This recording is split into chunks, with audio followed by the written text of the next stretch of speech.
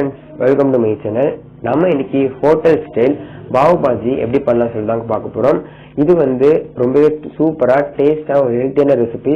Confirm நீங்க இந்த video try பண்ணி பாருங்க, ரொம்ப சூப்பரா இருக்கும். வாங்க நம்ம வீடியோக்குள்ள போய் எப்படி பாவ் பாஜி செய்யலாம் சொல்லிட்டு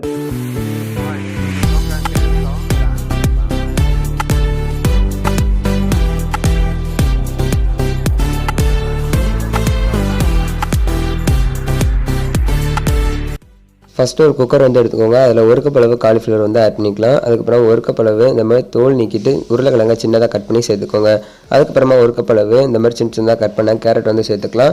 ஒரு 50 கிராம் அளவு பட்டாணி சேர்த்துக்கோங்க. ஸோ நீங்கள் இதுக்கு பதிலாக பார்த்தீங்கன்னா பீன்ஸ் கூட சேர்த்துக்கலாம். சேர்த்துட்டு ஒரு கப் அளவு தண்ணி விட்டு தேவையான அளவு உப்பு சேர்த்துட்டு இதை ஒரு 2 ஒரு 3 விசில் வச்சு நல்லா வேக வச்சு எடுத்துக்கோங்க. ஸோ இப்போ இன்னொரு சைடில் இன்னொரு பேன் ஹீட் பண்ணிக்கோங்க. ஸோ அதில் நம்ம தேவையான அளவு பார்த்திங்கன்னா பட்டர் சேர்த்துக்கலாம். ஸோ நான் 2 டேபிள் ஸ்பூன் அளவு பட்டர் சேர்த்துருக்கேன். ஸோ நீங்கள் இதுக்கு பதிலாக நெய் கூட சேர்த்துக்கலாம். ஸோ நம்ம இந்த ஸ்டேஜில் பார்த்தீங்கன்னா மீடியம் ஃப்ளேமில் தான் இருக்கணும். ஸோ நம்மளுக்கு பட்டர் நல்லா மெல்ட் ஆகி ஹீட் ஆனதுக்கப்புறமா ஸோ நம்ம மற்ற இன்க்ரீடியன்ஸ்லாம் ஆட் பண்ண ஆரம்பிச்சிடலாம். ஸோ இப்போ பார்த்தீங்க அப்படின்னா பட்டரை நம்மளுக்கு நல்லா பார்த்தீங்கன்னா மெல்ட் ஆகி வச்சு பாருங்கள். ஸோ இந்த ஸ்டேஜில் ஒரு 2 டேபிள் ஸ்பூன் அளவு பார்த்தீங்க அப்படின்னா ரீஃபைண்ட் ஆயில் சேர்த்துக்கலாம். ஸோ ஆயில் நல்லா ஹீட் ஆனதுக்கப்புறமா நம்ம இது கூட ஒரு மீடியம் சைஸ் அளவு பெரிய வெங்காயத்தை இந்த மாதிரி சின்னதாக கட் பண்ணியிருக்கேன், அதையும் இது கூட சேர்த்துக்கலாம். சேர்த்துட்டு காரத்துக்கு ஏற்ப பச்சை மிளகாய் சேர்த்துக்கோங்க. நான் இன்றைக்கி 4 பச்சை மிளகாயை இந்த மாதிரி பொடியாக கட் பண்ணிவிட்டு சேர்த்துருக்கேன். சேர்த்துட்டு ஒரு தடவை நல்லா கலந்து விட்டுருங்க. ஸோ இந்த ஸ்டேஜில் பார்த்தீங்க அப்படின்னா மீடியம் ஃப்ளேமில் தான் இருக்கணும். நம்மளுக்கு வெங்காயம் நல்லா பார்த்தீங்கன்னா வதங்கி வரணும். ஸோ இந்த ஆயிலே பார்த்தீங்கன்னா நம்ம நல்லா ஃப்ரை பண்ணி எடுத்துக்கலாம். இப்போ பார்த்தீங்கன்னா 5 நிமிஷம் போல் ஆகிடுச்சு. நல்லா நம்மளுக்கு வெங்காயம் ஃப்ரை ஆகி வந்துடுச்சு பாருங்கள். ஸோ இந்த கலர் நல்லாவே சேஞ்ச் ஆகிருக்கு. இந்த ஸ்டேஜில் 2 மீடியம் சைஸ் அளவு தக்காளியை ஸோ இந்த மாதிரி சின்னதாக கட் பண்ணியிருக்கேன். ஸோ அதையும் நம்ம இது கூட சேர்த்துட்டு தக்காளியோட பச்சை வாசனை போய் நல்லா நம்மளுக்கு மசிஞ்சு வரணும். ஸோ அந்த ஸ்டேஜ் வரை நம்ம நல்லா மிக்ஸ் பண்ணலாம். ஸோ பார்த்தீங்கன்னா தக்காளி நல்லாவே மசிஞ்சிச்சு பாருங்கள், எல்லாமே டோட்டலாக வந்துருச்சு. ஸோ சேர்த்துட்டு நல்லா ஒரு தடவை மிக்ஸ் பண்ணிக்கோங்க. இந்த ஸ்டேஜில் பார்த்தீங்கன்னா ஒரு 1/4 டேபிள் ஸ்பூன் அளவு மஞ்சள் தூள் சேர்த்துக்கலாம். அதுக்கப்புறமா 1 டேபிள் ஸ்பூன் அளவு பார்த்தீங்கன்னா பாவ் பாஜி தூள் சேர்த்துக்கோங்க. சேர்த்துட்டு நல்லா நம்ம மிக்ஸ் பண்ணிக்கலாம்.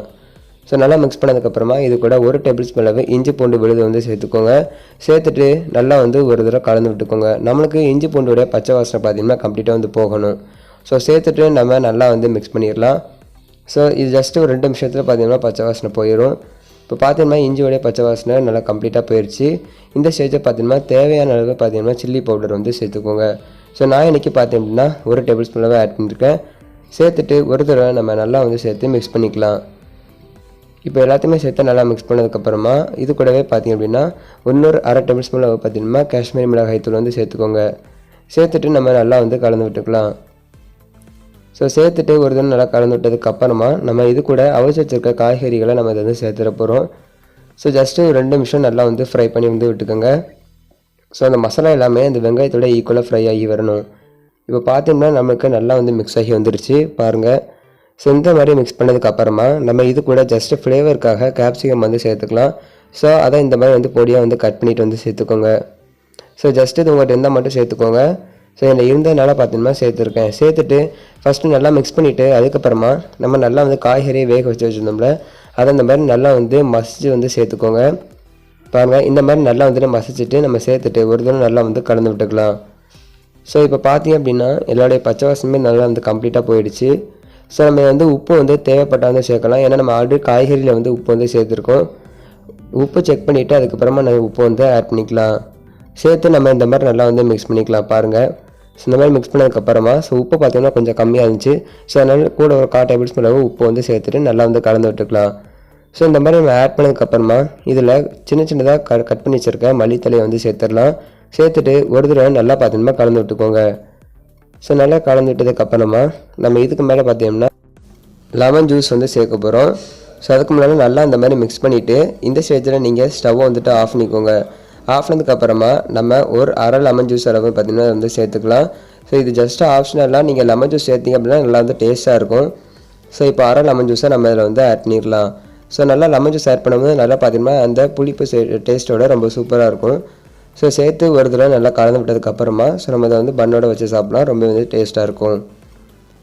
ஸோ அவ்வளோதான் ஃப்ரெண்ட்ஸ், வீட்டில் சிம்பிளாக நம்ம எப்படி சிம்பிளாக இன்க்ரீடியன்ஸு ரொம்பவே சூப்பராக டேஸ்ட்டான பாவ் பாஜி எப்படி பண்ணலாம் சொல்லி பார்த்தோம்.